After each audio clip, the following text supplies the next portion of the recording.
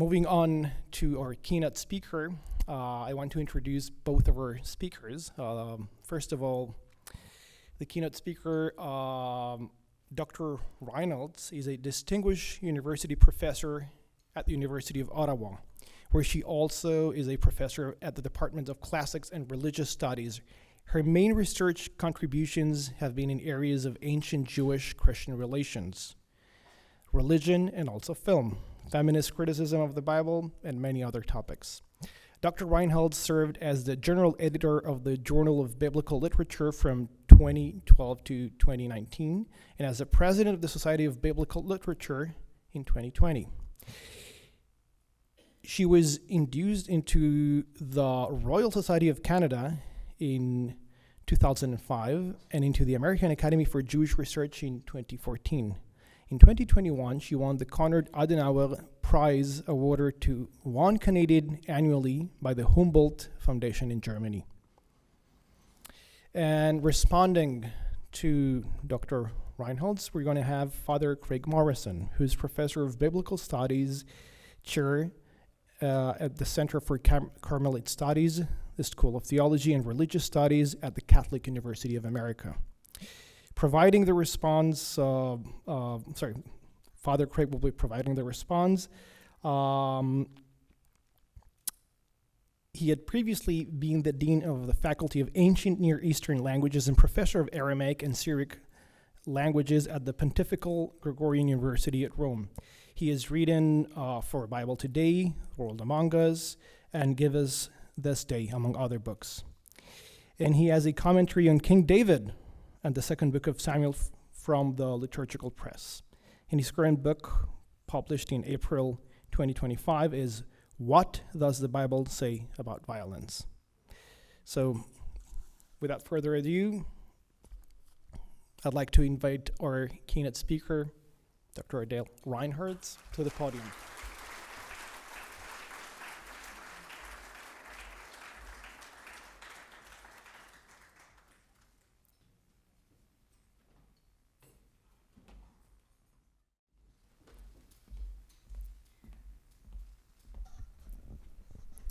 Good evening.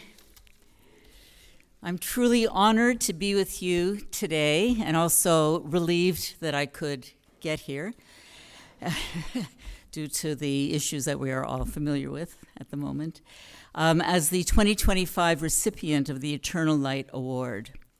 The opportunity to enjoy a couple of warm Florida days as we Canadians prepare for our winter hibernation is an added bonus. I'm especially honored to commemorate with you the 87th anniversary of Kristallnacht, and on this occasion also to reflect on the future of Catholic-Jewish relations. Both of these themes are close to my heart and to my academic work, which for the past many years has focused on how the Gospel of John's negative depictions of Jews has fed into the anti-Jewish and anti-Semitic discourses that helped lay the groundwork for Kristallnacht and the Nazi program of extermination. For this evening, I will leave my scholarly persona aside, and instead I will reflect more personally on Kristallnacht and Catholic-Jewish dialogue. And to do so, I will add another element and another anniversary.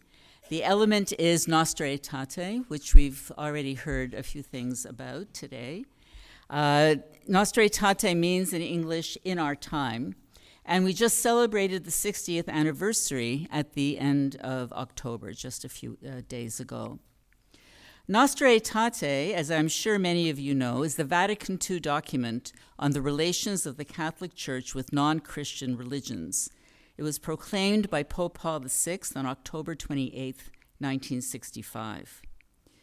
Nostra Aetate was an important, perhaps even the most important, pillar of the Catholic Church's response to the Holocaust. And as such, it is a link between our two themes of Kristallnacht and Catholic-Jewish dialogue. It was Kristallnacht, or more precisely, the horrors that followed Kristallnacht, that opened the eyes of the Catholic and other Christian churches to the role that Christian theology, the Christian scriptures, and the history of interpretation played in preparing the way for the anti-Semitism of the Nazi regime and its many supporters in Germany and beyond. After the Holocaust, Christian churches, including the Catholic Church, began to confront Christian anti-Semitism. For example, at the International Emergency Conference on Anti-Semitism, which took place at Seligsburg in Switzerland in July 1947. But by far the most important development for post-war Catholic-Jewish relations was Nostra Aetate. Now, this document is by no means perfect. Like all documents written by committee, it reflects a compromise that also, inadvertently perhaps, perpetuates supersessionism and just a whiff of anti-Judaism. You can see the relevant phrases in red on this slide. The document states, for example, that Jerusalem did not recognize the time of her visitation, nor did the Jews in large number accept the gospel. Indeed, not a few opposed its spreading. Later, the document asserts that the Jewish authorities and those who followed their lead pressed for the death of Christ, and it also describes the church as the new people of God. It would have been better, in my view, to omit the reference to Jewish opposition to the spread of Christianity, a statement based on the Gospels, but not corroborated by other ancient sources. I'm not sure why it was necessary to affirm the deicide charge against the Jewish authorities of Jesus' time, or to insist that the church was the new people of God, replacing Jews who presumably were the old people of God. But in the broad scheme of things, these are actually minor quibbles. All of these statements in the document, problematic as they are tempered and qualified in various ways by means of the connecting words, the connectors, highlighted in blue on the slide, and you can see them there. And so, as Holy Scripture testifies, Jerusalem did not recognize the time of her visitation. Nevertheless, that's the important word, God holds the Jews most dear for the sake of their fathers. True, the Jewish authorities and those who followed their lead pressed for the death of Christ. Still, what happened in his passion cannot be charged against all the Jews without distinction, then alive, nor against the Jews of today.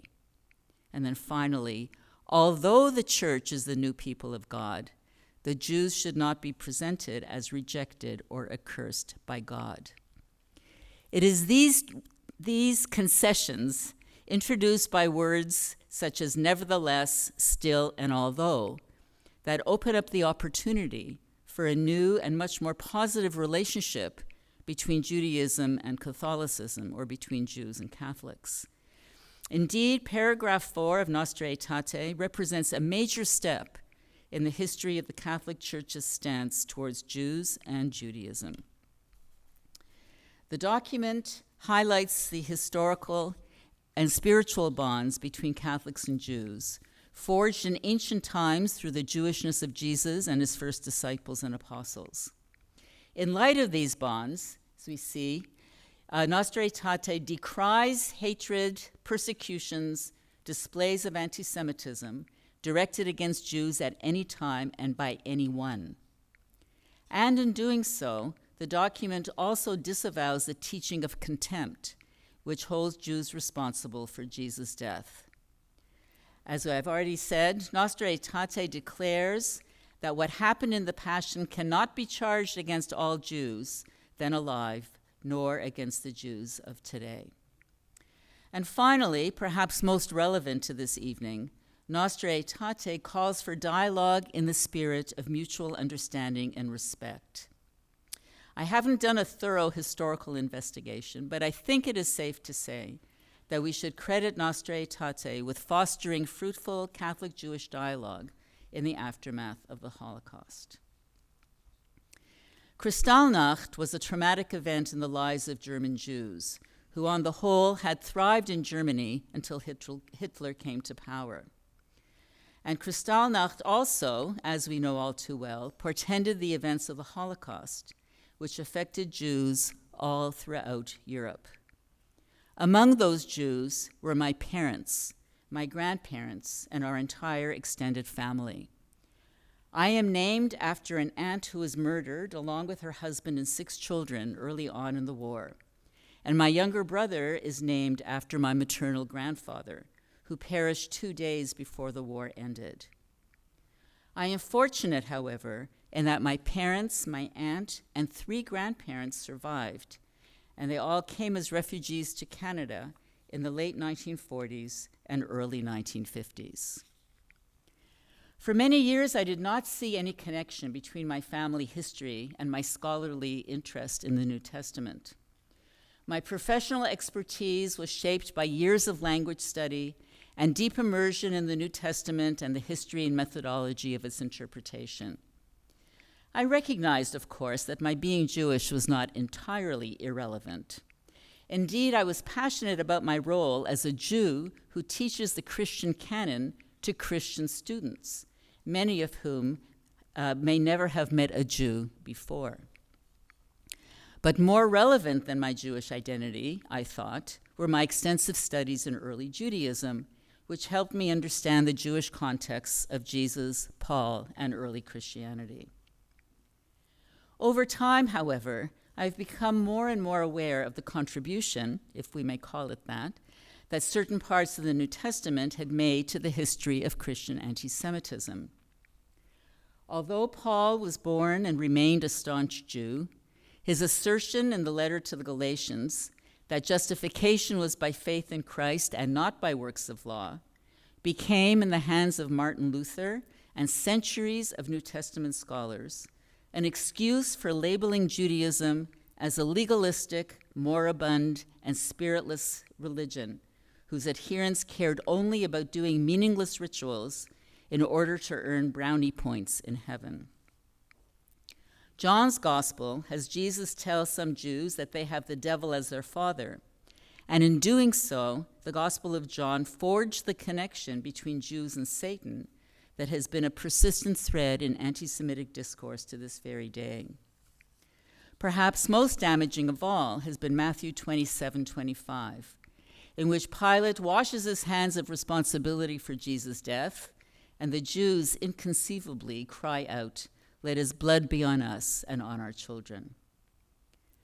The fact that Paul did not intend to discredit Judaism, or that neither Jesus nor the Jews could possibly have uttered the statements in the Gospels of John and Matthew that are attributed to them, has not prevented them from being used, these passages, over a period of centuries, as excuses to denounce and persecute Jews. One does not have to be Jewish to be disturbed by New Testament anti-Judaism and by anti-Semitism wherever it is found.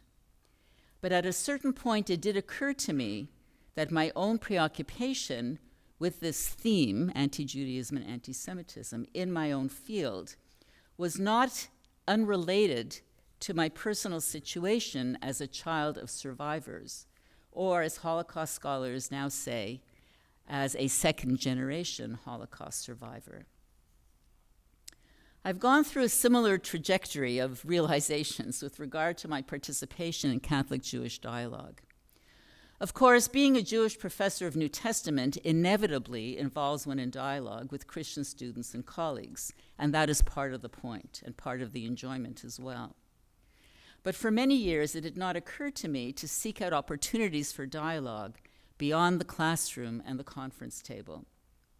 My involvement in dialogue began because I was invited to join dialogue groups by organizers who thought it might be helpful to have a Jewish participant who also knew something about the Christian scriptures. Initially, these activities seemed like an extension of my academic work, but I soon realized that a different type of engagement was called for. And after a time, I also came to see that participating in dialogue, and perhaps also teaching and writing about the New Testament, tapped more directly into my family and personal history than I had realized. Allow me then to reflect briefly on what it was like to grow up Jewish in Toronto in the 1950s and 60s. During this period, the city of Toronto was dubbed Toronto the Good. due to its rather strict adherence to laws banning commercial activities and drinking in bars on Sundays. Toronto was a staunch Protestant stronghold, and it was tacitly acknowledged that to be a real Canadian meant tracing one's ancestry back to England or Scotland. Those of Irish Catholic background, Jews, and other non-Protestant, non-white groups were beyond the pale. Protestantism as a criterion of Canadianism was impressed upon us children at school, where all our children fit the mold, and those children who did not were made well aware of it. At home, I was shielded from these realities. I lived with my parents, my younger brother, and a series of immigrant boarders from Africa or Italy in an immigrant neighborhood in Toronto. My parents soon began studying English as a second language at night school, and eventually they became not only fluent but eloquent speakers and writers in English.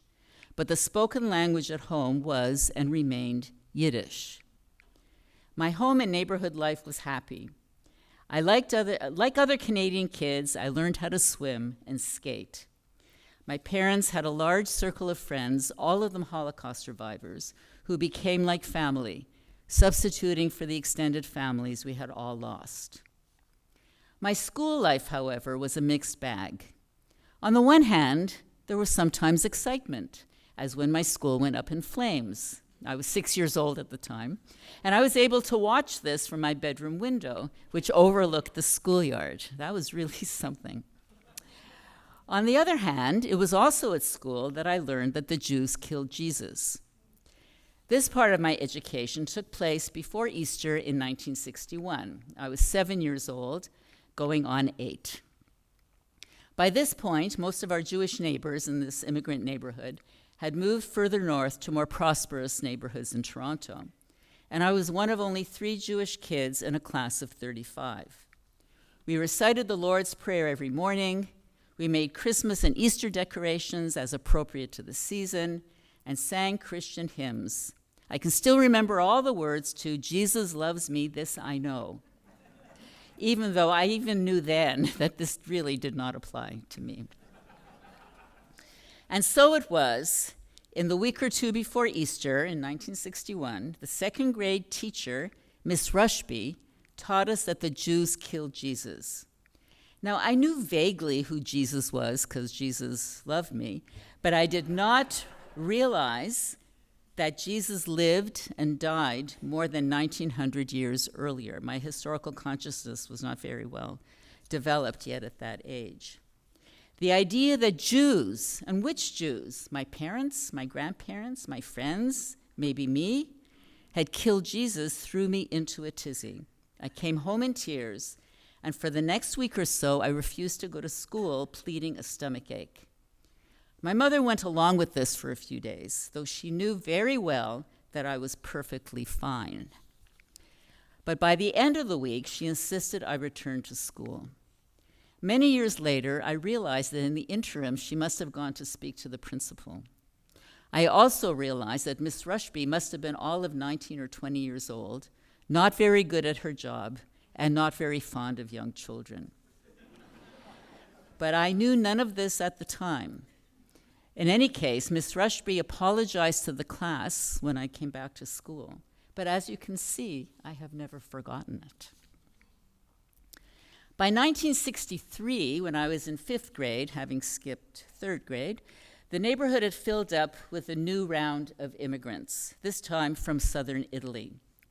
The children in these families became my playmates on the street and my schoolmates at school. One of my best friends was Maria, who lived on my block. Maria and I walked to and from school together. At Easter time, our 5th grade teacher, Mr. Hansen, told us the Easter story.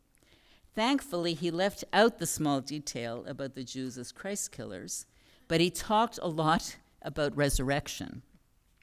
And as we walked home that day, I asked Maria how it was at all possible that God had had a human son who died and then rose from the dead. I found this idea truly mind-boggling. I could not get my head around it. Now, Maria could not really explain how it was possible, and as far as I know, this still remains a mystery. but she certainly believed it to be true. And this too has stayed with me, not only because of the theological nature of the conversation between two 9-year-olds, a harbinger perhaps of things to come, but mostly because our differences made absolutely no difference at all to our friendship. Maria did not care that I did not believe Jesus to be God's son, and I didn't care that she did. Maria was not my only Italian friend. I also remember Silvana. I often played at her house where her grandmother, who spoke not a word of English, would sit us down in front of a plate of cookies and glasses of cold milk and beam as we polished off our snacks. Our block, and eventually our public school, was almost entirely Catholic and Italian-speaking, as the Italian immigrant population of Toronto ballooned until it was about a quarter of the population, of Toronto's entire population. The school did not provide English classes for new immigrants. That was to come decades later, but simply held back the children who could not speak English. And so I often had classmates who were 3, 4, 5, 6 years older than me. This put me at a huge disadvantage when it came to picking teams for outdoor sports. I was one of the smallest and youngest children in my grade, and I was inevitably picked last. On the other hand, the 14 and 15-year-old girls in my grade 5 class treated me affectionately, like their younger sibling, which was quite fun. Despite the differences in language and religion, our Jewish and Italian families shared warmth, hospitality, and the love of all children. These experiences did not provide me with an in-depth understanding of Catholicism, but they did contribute to a sense of comfort and familiarity and ease in Catholic environments and in interactions with Catholics that I retain to this day. At any moment, I can conjure that feeling of walking into a warm and fragrant kitchen presided over by an Italian grandmother clad in black. Perhaps Maria, Silvana, and our other young friends and neighbors also recall the Yiddish-speaking family on the block and my beautiful young mother handing out summer treats to everyone who came to play in our yard. I would not draw a straight line at all between my childhood in Toronto's Little Italy and my adult participation in Catholic Jewish dialogue. More than 6 decades filled with studying, teaching, traveling, parenting, and grandparenting have intervened. But these childhood experiences have left their mark. Ms. Rushby's matter-of-fact assertion that the Jews killed Jesus is an example of the casual, unthinking anti-Semitism that remains a part of Jewish experience even today. My theological conversation with the young Maria remains for me an unwitting example of respectful dialogue. And it is this sort of dialogue, both respectful and robust, that has been fostered by centers and institutes such as the Institute for Catholic Jewish Relations at St. Joseph's University in Philadelphia, the Cardinal Bea Center for Judaic Studies in Rome, and of course, St. Leo's Center for Catholic Jewish Studies. And long may they flourish. My reflections on the future of Catholic-Jewish relations are shaped by my participation in a Canada-wide Catholic-Jewish dialogue group from 2015 until 2022. This dialogue involved 12 people from across Canada, 6 Catholics appointed by the Canadian Conference of Catholic Bishops, and 6 Jews appointed by the Canadian Rabbinic Caucus. On the left, you can see our fearless leaders. I guess you always have to have a Monsignor and a rabbi. So we have Monsignor Boissonneau from Toronto and Rabbi Reuven Pupko from Montreal. And on the right, you will see all of us during a COVID Zoom meeting, during the COVID years, of course. All the Catholics were religious. All but 2 of the Jews, myself and another lay person, were rabbis. And the dialogue was overseen by the Canadian Center for Israel and Jewish Affairs. Officially launched our dialogue at the joint celebration of the 50th anniversary of Nostra Aetate. Our Catholic-Jewish dialogue had a number of focal points, including the substantial role of Nostra Aetate in transforming Catholic perceptions of the Jewish community, And we also discussed the significance of the State of Israel to the Jewish people. We focused quite a bit on Canadian public policy issues that were prominent over this time. Our first major discussion of this kind concerned medical assistance in dying, which in Canada is referred to as MAID, M-A-I-D. In 2015 and 16, MAID was being debated in the Canadian Parliament and also in the media. And one thing soon became very clear.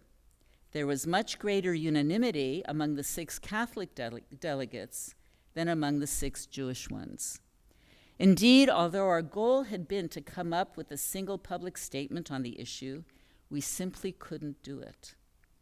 The Catholics were all opposed to the law and wanted to write a statement calling for more money and research on palliative and hospice care. The Jewish delegates agreed on the value of palliative and hospice care, but we were not uniformly opposed to MAID. No doubt the differences in authority structures between the Catholic Church and the Jewish communities played a part in this disagreement. But another factor was the structure of the dialogue itself. There would likely have been greater uniformity had all the Jewish delegates come from the same corner of the Canadian Jewish world. As I saw it, the diversity of opinion was healthy, and it taught us a very important lesson, that dialogue does not require agreement. But it does require mutual respect and a deep desire to acknowledge the often painful history of Catholic-Jewish relations without replicating that history. MAID was probably the most divisive issue that we undertook at that time. The most productive aspect of our work together, however, was study. Early on, we decided that at each meeting, we would study one psalm together. One person from each delegation would prepare an informal talk on how that psalm was interpreted and used within their tradition, and then they would play or sing 1 or 2 musical settings of the psalm. More than all of our discussions, it was this shared study and shared music that brought our group together and deepened our commitment to the dialogue process. One thing we did not do very much was debate theological matters. Theology would, of course, come up, but at no point was there a debate. At no point did one side attempt to persuade the other that their views about God, Jesus, or Judaism were the truth.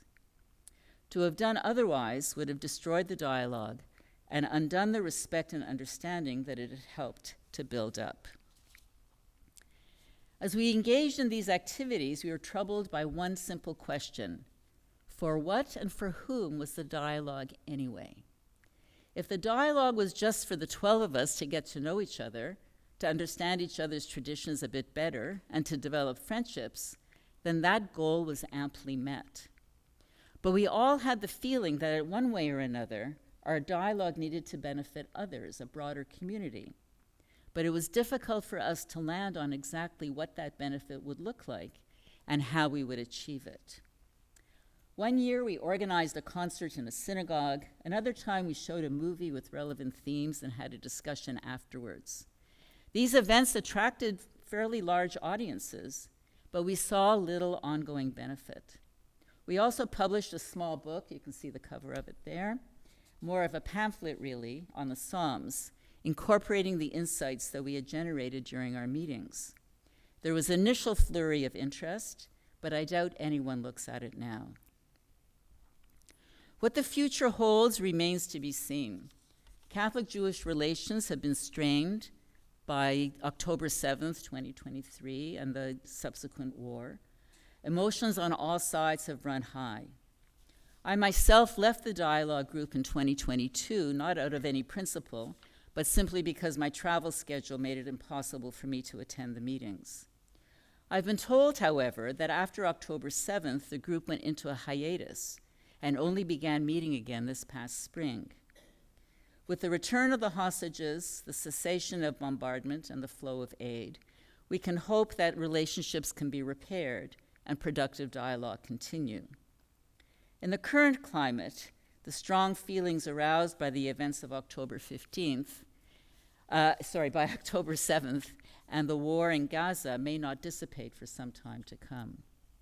Political differences, especially but not only here in the United States, can also be highly divisive, as can attitudes towards immigration, reproductive rights, asylum seekers, gay, binary, and trans people will also potentially create division. Jews and Catholics will need to find ways to navigate these issues and to talk about these feelings. Strong differences of opinion certainly exist, not only between Catholics and Jews, but also within our groups. Productive and collegial dialogue may prove more difficult in the present and future than in earlier, calmer times. As I've reflected on the future, I've asked myself what precisely it means to engage in Catholic-Jewish dialogue anyway. Despite my own positive experiences, I do not believe that formal dialogue groups are the only vehicle for Catholic-Jewish relations today. In structured settings, dialogue is shaped and in some sense constrained by agendas, goals, and administrative structures, even as they also often foster understanding. I believe our Canadian Dialogue Group was and remains on the right track by focusing on shared study and a commitment to social justice. But whether and how to effect broader change remains a challenge. But of course, dialogue also takes place outside formal groups, between friends over coffee, between teacher and students, or between two children on a playground. These interactions between Catholics and Jews may or may not include discussion of big topics like Christ, resurrection, anti-Semitism, or the Bible. But in either case, they foster mutual respect and a sense of shared humanity that extends beyond the differences of religion and theology. Fundamental to the future of Jewish-Catholic dialogue, whether formal or informal, is the concept of friendship, a friendship that acknowledges, names, and accepts difference, and builds on shared values that contribute to justice and human flourishing for all. Many thanks again to the Center for Catholic Jewish Studies at St. Leo University, and to all of you for being here this evening. Thank you.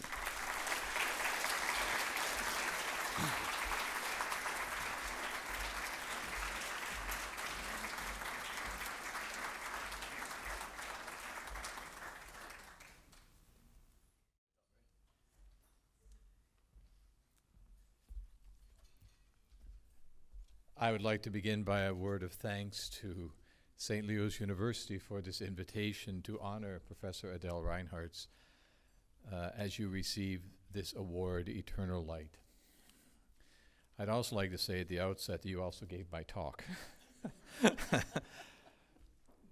As I understand it, what St. Leo's University does is it invites either a Christian or a Jew to receive this award, and then another person comes who is either a Christian or a Jew to celebrate the honoree.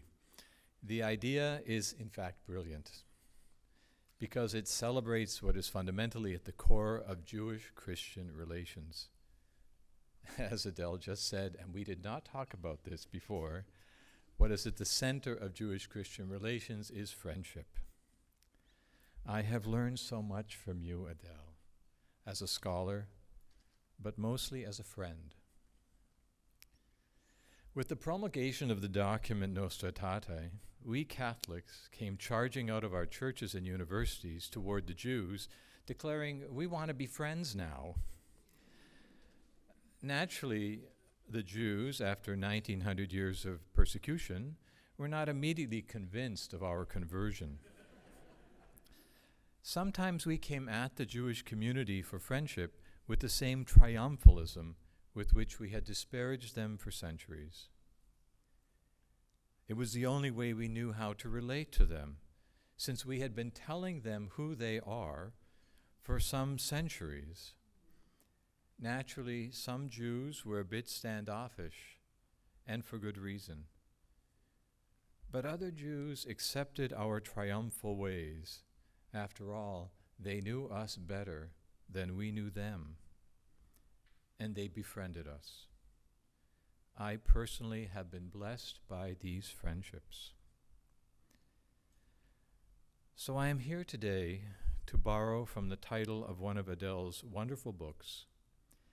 Adele and Barry Reinhartz have befriended me, and I want to speak for the many Christians that Adele has befriended with her gentle but firm way. And I think that firm way you heard during her discussion this evening. A friend speaks to a friend with honesty and sincerity. Perhaps we Catholics are not ready for Adele's gentle, honest sincerity. Adele taught at the Biblical Institute, where I was part of the faculty for some 30 years. And in her conversation with many of these Catholic students from over 90 countries, many of whom, as you said, had never met a Jew, she would at times describe, and at one of the conferences you actually said, how surprised she was as a young scholar to learn of the disparaging things that many Christians have to say about the Pharisees. The ancestors of the rabbis, those families of the Masoretic text and Hebrew Bible who preserved the Bible for us that we read in our liturgy. She shared that experience with an entirely Catholic audience, most of whom were clergy. Friends are honest with friends. At another conference at the Biblical Institute, you brought up the question of John 8:44.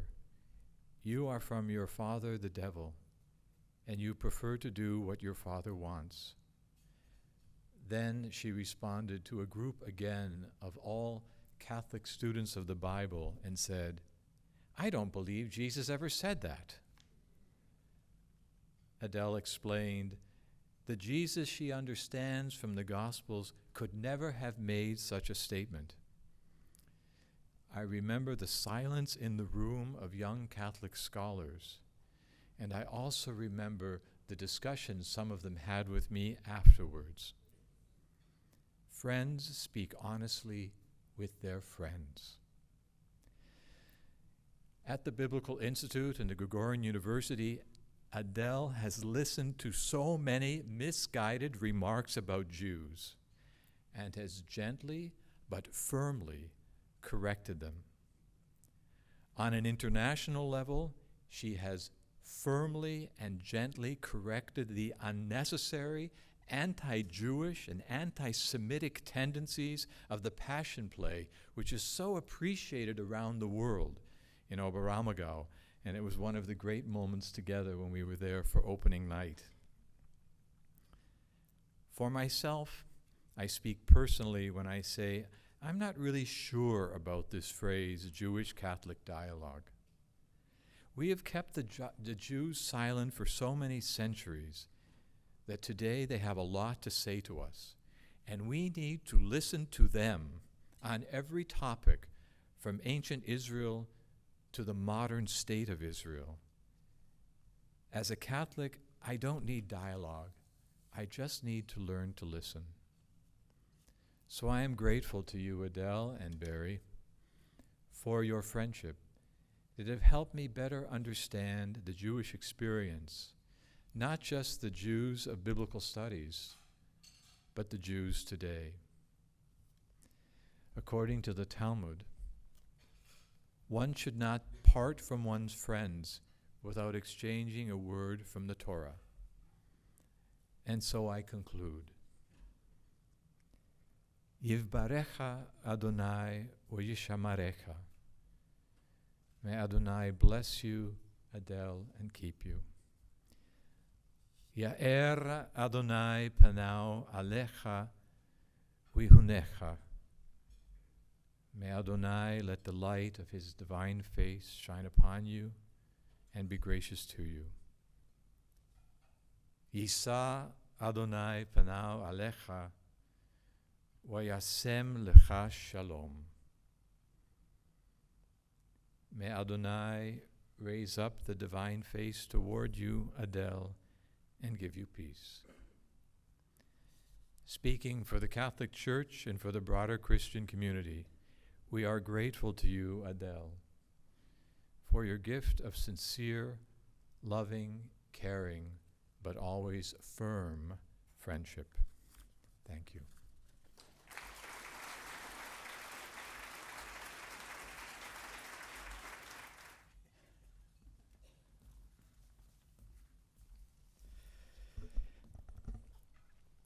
Each December, the Scholarly Advisory Board of the Center for Catholic Jewish Studies gathers nominations from scholars all over the world and considers their curriculum vitae. They look at their CVs and look at their publications, and they decide who should receive the Eternal Light Award. And so this is a blind process. It's a secret ballot election.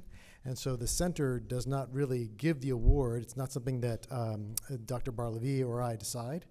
But it's something that the Scholarly Advisory Board does. Dr. Reinhartz, would you please join us up here?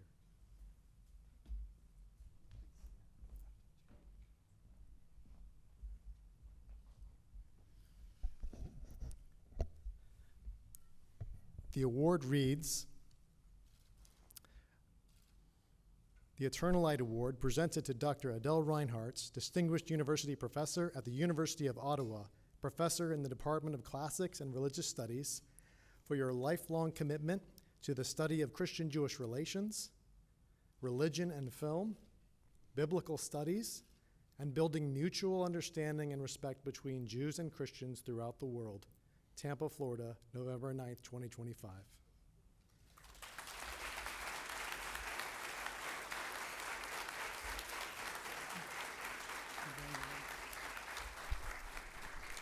Thank you very much. It's really moving. I feel very moved, really, and honored, more than honored, really deeply touched to receive this award. Thank you very much.